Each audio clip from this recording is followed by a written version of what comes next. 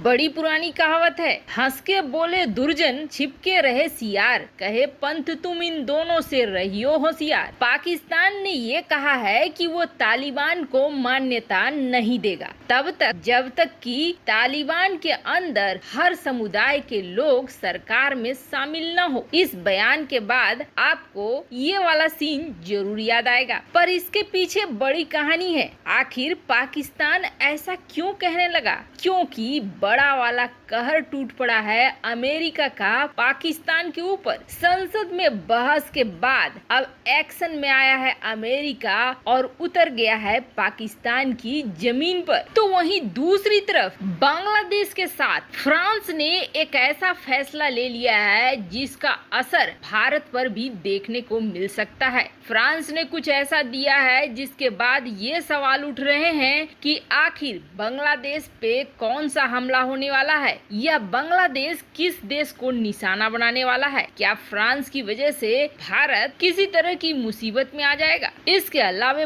बहुत कुछ, आइए जानते हैं इन खबरों को विस्तार। तो जैसा कि हामिद फैज पहुंच गया अफगानिस्तान, सारे कर्मकांड कर दिए, यहाँ तक कि मुल्ला बिरादर और हक्कानी के बीच गोलियां चलवा दी, मुल्ला बिरादर को ऊपर भी पहुंचवा दिया, 900 चूहे खा लिए और अब बिल्ली चली है हज को। और उसने ये कहना शुरू कर दिया पाकिस्तान ने कि हम तो भाई तालिबान को मान्यता नहीं देंगे जब तक उसमें हाजरा समुदाय, ताजिक समुदाय के लोग, सारे लोग शामिल न हो। अब इस रंगे सियार ने ऐसा क्यों कहना शुरू किया, तो आप जान लीजिए। अमेरिका की संसद में जहां जोरदार बहस हुई और इस बहस में पाकिस्तान के रोल पर मांग उठ रही है। अमेरिका ने बहुत सारा पैसा लगाया पाकिस्तान के ऊपर। वैसे आपको बता दें, पूर्व ISI चीफ ने ये कहा था कि एक वक्त था जब अमेरिका की मदद से ISI ने सोवियत संघ को हराया अफगानिस्तान में, और अब एक वक्त है जब अमेरिका के ही पैसे से अमेरिका को ही हराया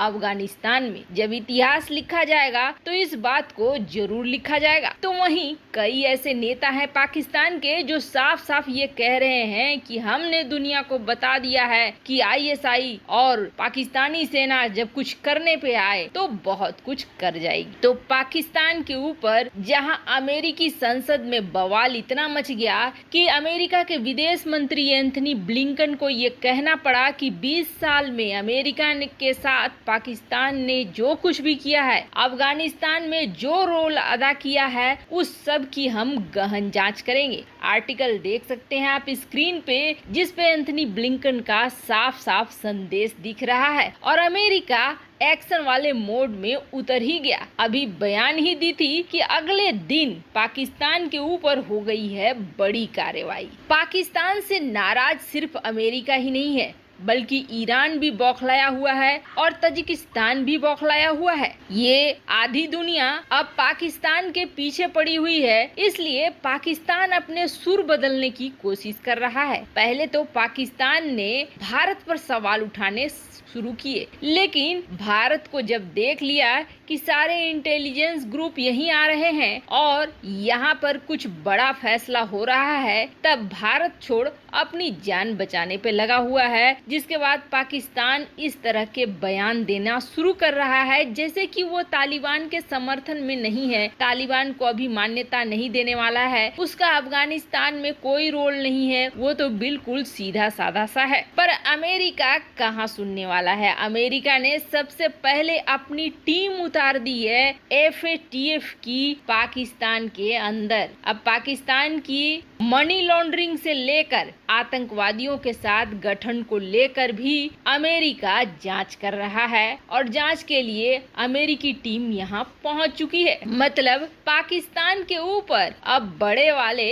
एक्शन शुरू हुए। पहले कूटनीति से शुरू हुआ है और ये अब धीरे धीरे मिलिट्री एक्शन में बदल जाए तो कोई बहुत बड़ी बात नहीं होगी। जहां पाकिस्तान की अर्थव्यवस्था पहले से ही डामाडोल है, ऐसे में FATF की टीम उतरने का मतलब है अगर FATF की टीम चाहे तो ग्रे लिस्ट से अब पाकिस्तान को ब्लैक लिस्ट में बदल देगी। यही वजह भी है कि पाकिस्तान अपने सुर को बदल रहा है और पंसीर में जो कुछ भी पाकिस्तान ने किया है उससे उसे लग रहा है कि अब उसकी बारी ब्लैक लिस्ट में जाने की हो चुकी है। खैर, पाकिस्तान पे कम से कम इस एक्शन से शुरुआत तो जरूर होनी चाहिए। हालांकि बाकी दुनिया के लिए ये कम से कम होगा, पर ब्लैक लिस्ट होना पाकिस्तान के लिए सबसे बड़ी समस्या है, क्योंकि इस वक्त वो चीन से खुद कह रहा है कि उसके ऊपर जो कर्ज है उसके लिए माफीनामा दे दो, अभी कुछ हमें समय दे दो। ऊपर से अभी ये सब कुछ तो भारी पड़ना ही है। बड़े मजे से पाकिस्तान ने तालिबान से अमेरिकी हथियारों को खरीदे, बिल्कुल कम कम दाम में खरीदे, लेकिन अब समय आ गया है उन सारे की कीमत पाकिस्तान को चुकाने की। तो वहीं दूसरी तरफ भारत के दोस्त फ्रांस ने कुछ ऐसा किया है जिसके बाद एक शक सा बढ़ गया है कि आखिर आने वाले समय में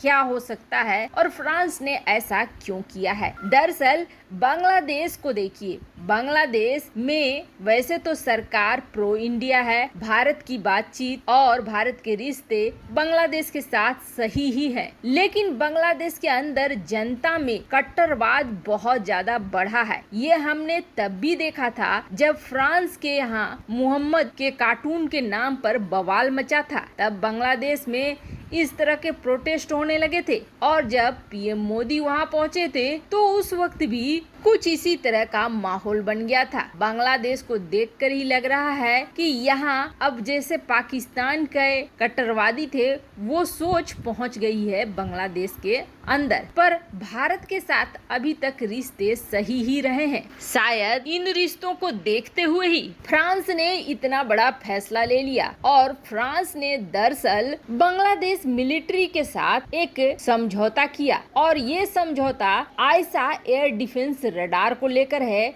जो उसने बेचा बांग्लादेश को, जिसकी रेंज है 500 किलोमीटर। अब सवाल ये उठ रहा है कि आखिर इन्होंने क्यों खरीदा? अगर भारत इनका दुश्मन नहीं है तो फिर कौन है इनका दुश्मन? क्योंकि तुर्की से भी इन्होंने हाल ही में रॉकेट सिस्टम खरीदा जो कि 300 किलोमीटर रेंज वाला है। जब भी जियोपॉलिटिक्स में ऐसी बातें होती हैं, खास करके पड़ोस में, तो फिर कान खड़े रखने पड़ते हैं। तो आपको बता दें, बांग्लादेश की तरफ से हालांकि नाम उजागर नहीं किया गया है कि कौन है उसका दुश्मन, पर बांग्लादेश बहुत ज्यादा खर्च कर रहा है अपने सैन्य हथियारों में इन दिनों, और बताया जा रहा है कि बांग्लादेश का असल टारगेट म्यांमार है। म्यांमार से जिस तरीके से रोहिंग्या मुसलमान भाग भाग कर आते हैं बांग्लादेश, और म्यांमार भी इन्हें पूरी छूट देकर रखा है और ऐसे हालात पैदा कर देता है कि ये रिफ्यूजी और भी ज्यादा भागते हैं, जिसकी वजह से बांग्लादेश यहाँ पे अपने मिलिट्री सिस्टम को टाइट कर रहा है। तो वहीं दूसरी तरफ ये भी बातें आ रही हैं कि चीन दरअसल अब जबरदस्ती चाहता है कि उसके द्वीप यहाँ पे कि उसके मिलिट्री बेस बांग्लादेश के अंदर बने। ऐसे में बांग्लादेश अपने आप को सैन्य रूप से मजबूत करना चाहता है। पर क्या आपको नहीं लगता है कि भविष्य में बांग्लादेश से भारत को भी खतरा हो सकता है? कमेंट कर अपनी राय जरूर बताएं। जल्द मिलते हैं अगले वीडियो में नई खबर के साथ।